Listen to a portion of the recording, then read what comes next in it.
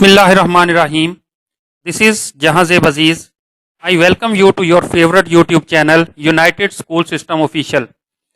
Dear students, as we are discussing about pronouns, we talked about the definition of pronoun, kinds of pronoun and cases of pronoun. We discussed about the kinds of pronoun that were personal pronoun, reflexive or emphatic pronoun, etc. Today we are going to discuss about another kind of pronoun, that is relative pronoun, or it can be pronounced as relative pronoun. आज हम relative या relative pronoun को discuss करने वाले हैं. Dear students, relative या relative जैसा कि नाम से जाहिर है ये एक ऐसा लफ्ज़ है जो चीज़ों को, जो सेंटेंसेस को जोड़ने के लिए इस्तेमाल होगा, उसको हम रिलेटिव प्रोनाउन कहेंगे. रिलेटिव भी हमारे रिश्तेदार, हमारे ताल्लुक वाले, यानी ताल्लुक जिनके साथ हो, जो ताल्लुक को जोड़ने वाले हों, वो ही रिलेटिव होंगे. इसलिए वो प्रोनाउन जो रिलेशन को कायम करने का रोल प्ले करेंगे उनको हम रिलेटिव प्रोनाउन कहेंगे. अगर इसकी हम डेफिनेशन की बात करें, the pronoun which work as connector between two sentences, यानी एक ऐसा प्रोनाउन जो दो सेंटेंसेस के दरमियान एक राब्ते का काम करे, तो ऐसे प्रोनाउन को हम रिलेटिव प्रोनाउन कहते हैं. एक और डेफिनेशन भी इसकी हो सकती है, the pronoun which plays the role of a conjunction, यानी ऐसा प्रोनाउन जो कि कंजंक्शन का रोल प्ले करे, उसको हम रिलेटिव या रिलेटिव प्रोनाउन कहते हैं. क्योंकि कंजंक्शन आप लोगों ने अभी स्टडी नहीं की है, हमारे यूट्यूब चैनल पर हो सकता है कि कहीं से जनरल डेफिनेशन आप लोगों ने पढ़ी हो कि कंजंक्शन भी दो फिक्रों या दो नाउन्स को जोड़ने के लिए इस्तेमाल होते हैं, ऐसे वर्ड को कहते हैं. तो उसकी डिटेल तो हम नेक्स्ट लेक्चर्स में डिस्कस करेंगे, लेकिन यहाँ पर ब्रीफली मैंने आप लोगों को एक दूसरी डेफिनेशन भी बताई है. लेकिन आज जस्ट हम फोकस इसी डेफिनेशन पे करेंगे कि दो सेंटेंसेस के लिए जो कनेक्टर का रोल प्ले करेगा वो हमारा रिलेटिव प्रोनाउन होगा.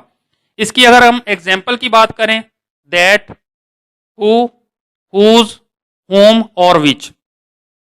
अब जैसा कि लास्ट लेक्चर्स के अंदर भी हम इसी बात को डिस्कस करते रहे हैं कि कोई भी चीज़ जो है अपनी पोजीशन से पहचानी जाती है.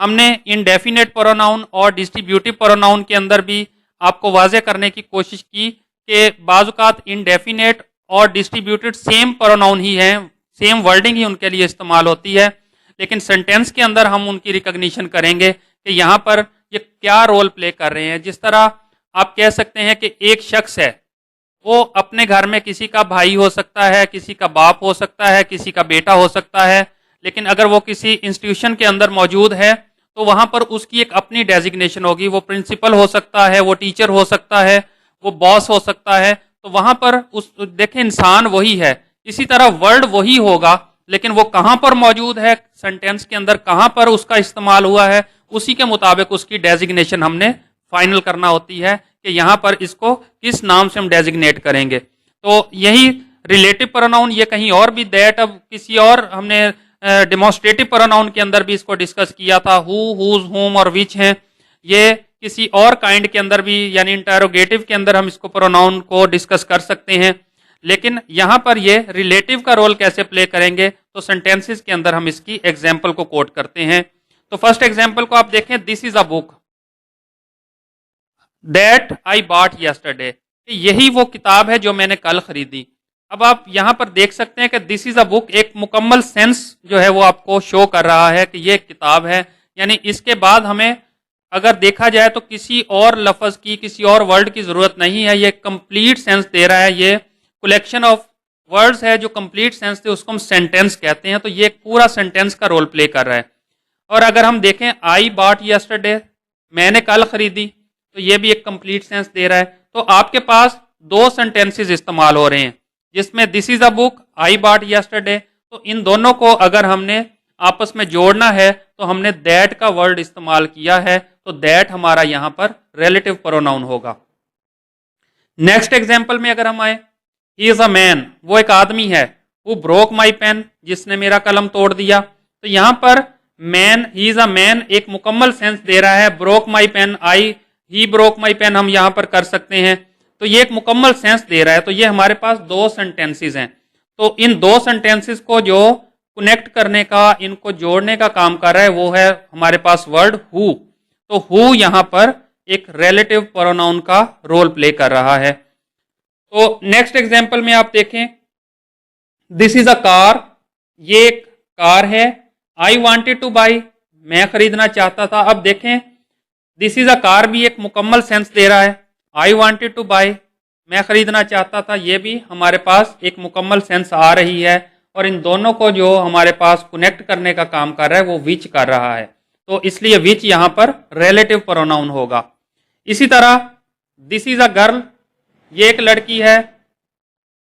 हुज रिंग हैज लॉस्ट, जिसकी अंगूठी, जिसकी रिंग जो है वो गुम हो चुकी है। तो यहां पर दिस इज अ गर्ल एक कंप्लीट सेंस है। इसके बाद रिंग हैज लॉस्ट, अंगूठी गुम हो चुकी है, ये भी एक कंप्लीट सेंस दे रहा है। तो ये इसका मतलब है कि सेंटेंसेस हैं। सेंटेंसेस का एक टॉपिक हम सेपरेट से भी करेंगे। इसमें आपको काइंड्स ऑफ सेंटेंस वो भी बताएंगे कि सेंटेंस होता क्या है, सब्जेक्ट क्या है, प्रेडिकेट क्या है। उस सारी चीज को भी हम नेक्स्ट लेक्चर्स में डिटेल से डिस्कस करते रहेंगे। तो अभी हम इसी चीज को कर रहे हैं कि ये सेंटेंस मुकम्मल सेंस दे रहे हैं दोनों, तो इनको जोड़ने का जो काम कर रहा है वो हुज कर रहा है। तो हुज जो है वो रिलेटिव प्रोनाउन है।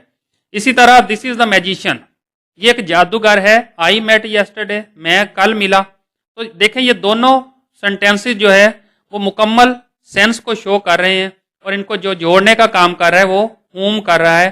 तो हुम हमारा जो है वो रिलेटिव या रिलेटिव प्रोनाउन होगा।